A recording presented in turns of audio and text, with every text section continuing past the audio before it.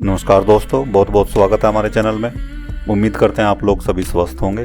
आज हम जिस विषय पर बात करने वाले हैं वो विषय है दवाइयों का। आपने अक्सर देखा होगा कि बहुत सारे लोग बिना डॉक्टर की सलाह के दवाइयाँ लेते हैं और फिर बाद में वो लोग पछताते हैं। ऐसा नहीं है कि सभी लोग पछताते हैं, पर बहुत से लोग इनमें ठीक भी होते हैं। तो जानते हैं, यदि आप बिना डॉक्टर की सलाह के किसी दवाई का सेवन करते हैं तो आप बड़ी समस्या में फंस सकते हैं। तो इसी पर आज हम चर्चा करते हैं। दोस्तों, रोग के इलाज के लिए दवाइयों का उपयोग किया जाता है, ये बात हम सब लोग जानते हैं। लेकिन अगर दवाइयों का उपयोग में सजगता नहीं अपनाई जाए तो यह दर्द कम करने की जगह आपके दर्द को बढ़ा सकती है। दवाइयों के मामले में किन किन बातों का ध्यान रखना चाहिए, ये हमारे देश के एक्सपर्ट समय समय पर लोगों को बताते रहते हैं, पर फिर भी लोग नहीं मानते। लोग खुद ही अपने डॉक्टर बन जाते हैं। आपको पता होना चाहिए, यदि कोई डॉक्टर बीमार पड़ता है तो वह अक्सर दूसरे डॉक्टर की सलाह लेकर दवाइयाँ लेते हैं। आमतौर पर छोटी मोटी शारीरिक परेशानी जैसे कि बुखार, पेट दर्द, सिर दर्द, उल्टी, दस्त, सर्दी, जुकाम इत्यादि होने पर लोग खुद या फिर किसी से पूछकर दवा लेते हैं। यहाँ तक कि लक्षण बताकर दवाइयों की दुकान से भी दवा लेकर खा लेते हैं। जैसे कि बुखार के लिए पैरासीटामोल, सिर दर्द के लिए कोई पेन किलर, सर्दी जुकाम के लिए एंटीबायोटिक दवा का इस्तेमाल करते हैं और यह एक आम बात है। लेकिन ऐसा बिल्कुल नहीं करना चाहिए।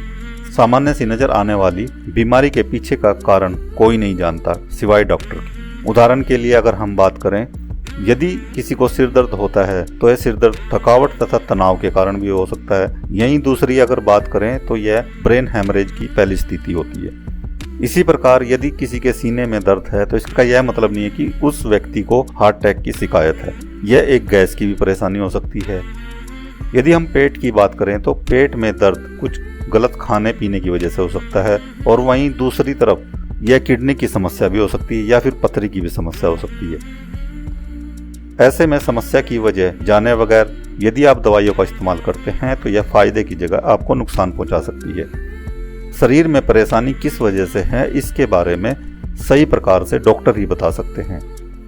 इसलिए सबसे बेहतर यही है कि परेशानी चाहे छोटी हो या बड़ी हो, हमेशा डॉक्टर की सलाह ही ले। और हाँ, आपको एक और बात ध्यान रखनी चाहिए, डॉक्टर हमेशा MBBS होना चाहिए।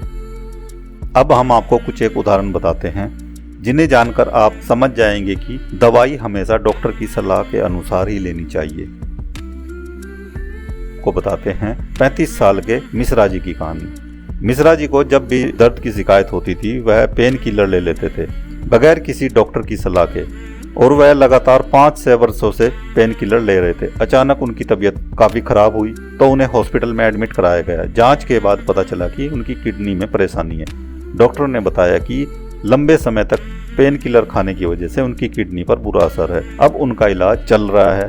तो इससे साबित होता है कि यदि आप बिना डॉक्टर की सलाह के कोई दवाई लंबे समय तक या फिर कम समय के लिए भी लेते हैं तो आप अपनी बीमारी को बढ़ा रहे हैं। दूसरे उदाहरण में हम बात करते हैं छोटे बच्चे की। एक 5 साल का बच्चा था। 2 साल पहले जब वह 3 साल का था तब उसको तेज बुखार आया। उस समय डॉक्टर ने कोई दवाई लिखी। बाद में जब भी उसे बुखार आता उसके माता पिता डॉक्टर से बगैर पूछे वह दवा उसे दे देते। शुरू में तो बच्चे को आराम हुआ, पर एक बार बुखार आया तो बच्चा उस दवाई से ठीक नहीं हुआ, उल्टे समस्या बढ़ गई। डॉक्टर को दिखाया तो पता चला कि वह इन्फेक्शन से हुए बुखार की दवा उस बच्चे को दे रही थी, जिसने बच्चे के शरीर में नकारात्मक प्रभाव डाले हैं और बच्चे की तबीयत और बिगड़ गई है। सही इलाज के कारण फिर बच्चे की जान बच गई, लेकिन गलत दवाइयों के इस्तेमाल से वह मासूम कई गंभीर बीमारियों का शिकार हो गया। पेरेंट की जेब पर भी भारी पड़ा, सो अलग। तीसरे उदाहरण की अगर हम बात करें, एक 20 साल के लड़के को जब भी बुखार आता या सर्दी जुकाम हो जाता या कोई और परेशानी होती थी तो वह एंटीबायोटिक दवा ले लेते थे। उन्होंने सुना था बुखार में या फिर सर्दी जुकाम में हम एंटीबायोटिक दवाई लेते हैं, तो वह स्टोर पे जाता और एंटीबायोटिक दवा ले लेता। बरसों तक ऐसा ही करता रहा। 1 साल पहले उसकी तबीयत खराब हो गई। उसे हॉस्पिटल में एडमिट कराया गया। डॉक्टरों ने एंटीबायोटिक दवा दे दी। जब उसकी हालत और ख़राब होने लगी तो उसे दिल्ली स्थित हॉस्पिटल में लाया गया। वहाँ इलाज के दौरान डॉक्टर ने बताया कि ज़रूरत से ज़्यादा एंटीबायोटिक दवा लेने से शरीर में रोग प्रतिरोधक क्षमता काफ़ी कमज़ोर हो गई है। लंबे समय तक इलाज करने के बाद वह सामान्य हो पाया। तो दोस्तों, ये थे कुछ एक उदाहरण। उम्मीद करता हूँ आपको ये उदाहरण समझ में आए होंगे।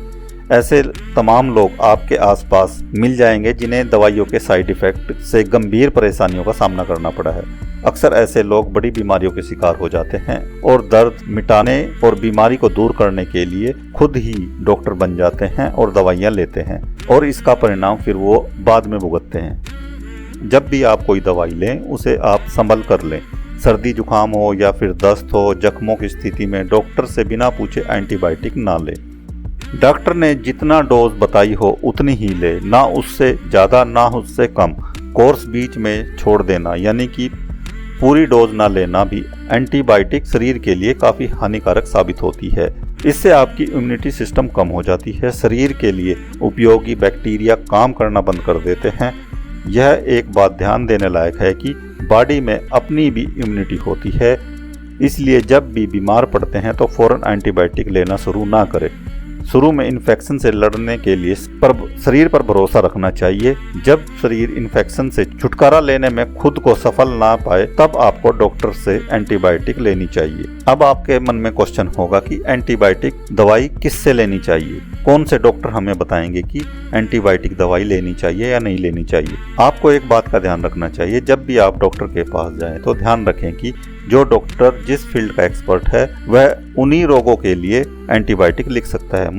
एएनटी स्पेशलिस्ट डॉक्टर होते हैं, आपको उनके पास जाना चाहिए। वही आँख नाक कान से संबंधित एंटीबायोटिक दवाई लिख सकते हैं।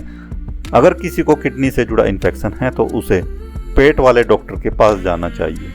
तो दोस्तों ये थी कुछ एक जानकारी दवाइयों के साइड इफ़ेक्ट के बारे में। उम्मीद करते हैं आपको पसंद आई होगी। यदि पसंद आए तो प्लीज़ हमारी वीडियो को शेयर करना ना भूलें। साथ ही साथ यदि आपको कुछ इसमें अच्छा या फिर बुरा लगा है तो कमेंट्स करना ना भूलें।